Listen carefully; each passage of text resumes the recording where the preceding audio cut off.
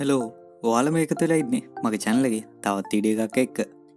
අපි හැමෝම අතේ තියෙන ගානට ෆෝන් හොයනවානේ. ඉතින් අපිට රුපියල් 27000ක් වගේ වියදම් කරලා ගොඩක් හොඳ mid range performance තියෙන ෆෝන් එකක් ගන්න පුළුවන් නම් ඒක ගොඩක් වටිනවා.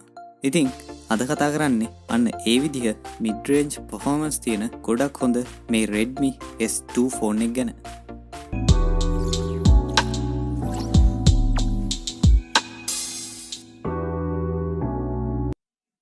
ඉතින් මේ මගේ අතේ තියෙන්නේ ග්ලෝබල් වර්ෂන් එක. බොක්ස් එකේ මේ විදිහට අපිට පිටිපස්සෙන් ෆෝන් එකට 16 මෙගාපික්සල් සෙල්ෆි කැමරාවක් LED එකක් එක තියෙනවා කියලා තියෙනවා. ඒ වගේම AI ඩුවල් කැමරා එකක් තියෙනවා කියලා Full HD Plus 5.99 ඩිස්ප්ලේ එකක් තියෙනවා කියලා බොක්ස් එකේ තියෙනවා. දැන් අපි මේකේ ඇතුළේ මොනවද තියෙන්නේ කියලා මේ විදිහට බලමු.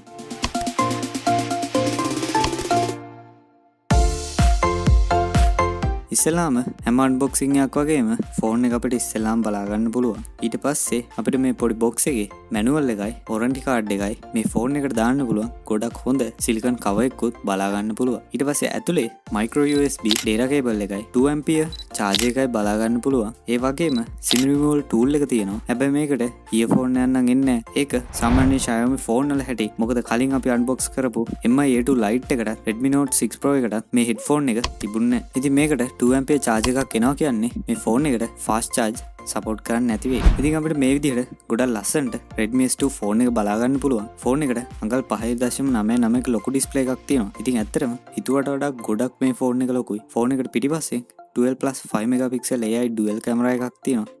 ඒ වගේම 16 මෙගාපික්සල් සෙල්ෆි කැමරා එකක් තියෙනවා. LED ෆ්ලෑෂ් එකකුත් මේ සෙල්ෆි කැමරාවට තියෙනවා. ෆෝන් එකේ අපිට එක පැත්තකින් පවර් බටන් එකයි වොලියුම් බටන් එකයි බලා ගන්න පුළුවන්. මේකට තියෙන්නේ micro USB port එකක් වගේම උඩින් අපිට headphone port එක බලා ගන්න පුළුවන්. ෆෝන් එක මේ වගේ තිබුණාට ෆෝන් එකේ පිටිපස්සේ තනිකරම ප්ලාස්ටික් වලින් තමයි හදලා තියෙන්නේ. ඒ වගේම IR blast එකකුත් මේ ෆෝන් එකට තියෙනවා. එතකොට MIUI 9 තමයි බොක්ස් එකෙන් අවුට් වෙද්දිම තියෙන්නේ. දැන් අපිට MIUI 10 වලට අප්ඩේට් කරන්න පුළුවන්. ඉතින් ඒ ගැන අපි ෆුල් රිවිව් එකේදී කතා කරමු.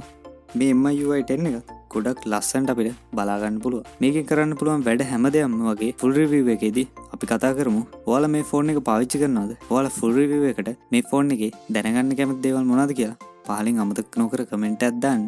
ඒ වගේම වීඩියෝ හොඳයි නම් ලයික් කරන්න, ෂෙයා කරන්න, සබ්ස්ක්‍රයිබ් කරලා නැත්නම් සබ්ස්ක්‍රයිබ් කරන්න. එහෙනම් තවත් වීඩියෝ එකකින් ඉක්මනට හම්බෙමු.